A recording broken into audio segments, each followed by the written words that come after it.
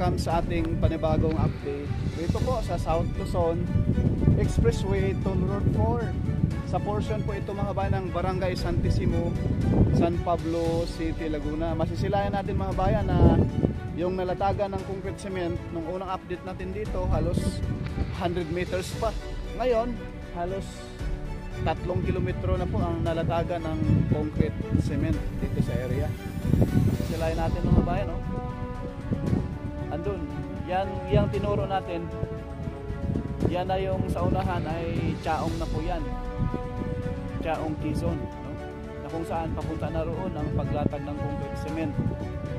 Ayan, itong sa gawing kabilang side naman mga bayan, ito po ay papuntang Barangay Sulinat, no? Itong area na ito po yung Barangay Santissimo, San Pablo City, Laguna. Ayan, dyan sa unahan po, ayan na po yung mismong Barangay Santa Maria at Barangay Sulinat. Ayan po, napakahaba na po ang nalatag dito ng concrete cement. So ngayon, drone shot tayo.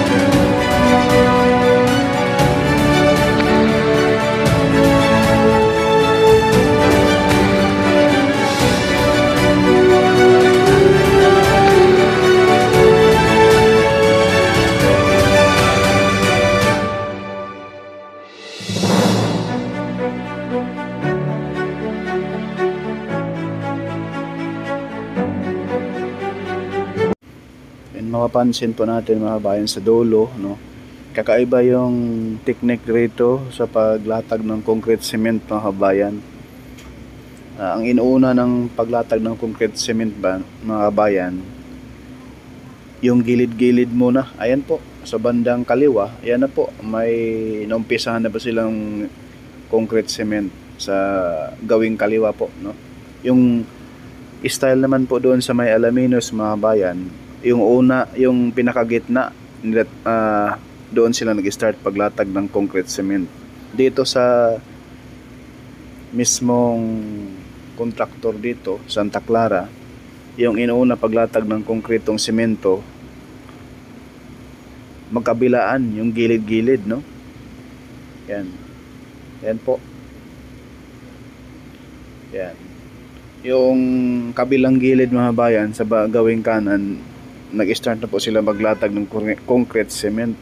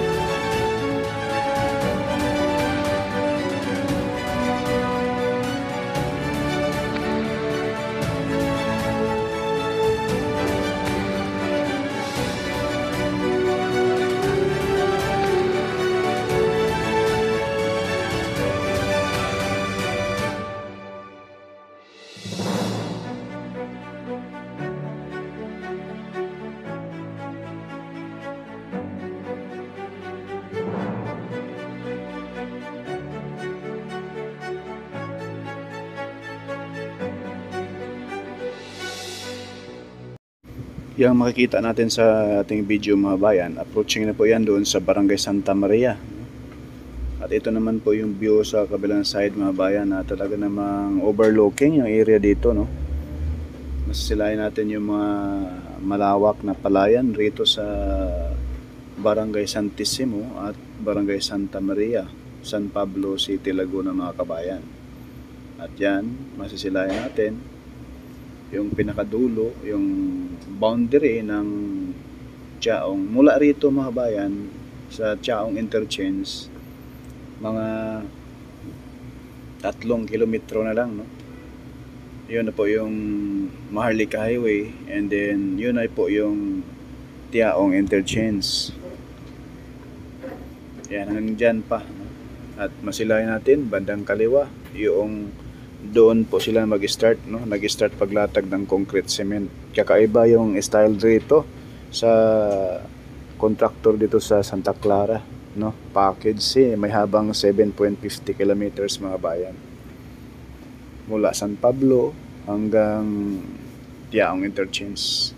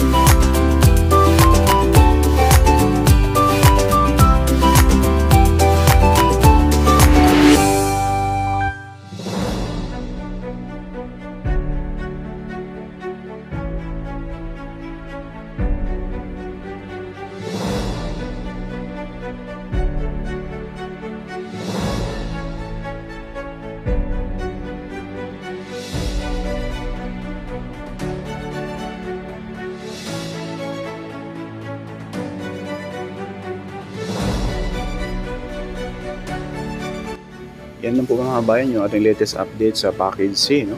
Shout out po kay Ami Campbell, Ma'am Lisa Torres, sa ating mga kabayan, mga OFW. God bless po.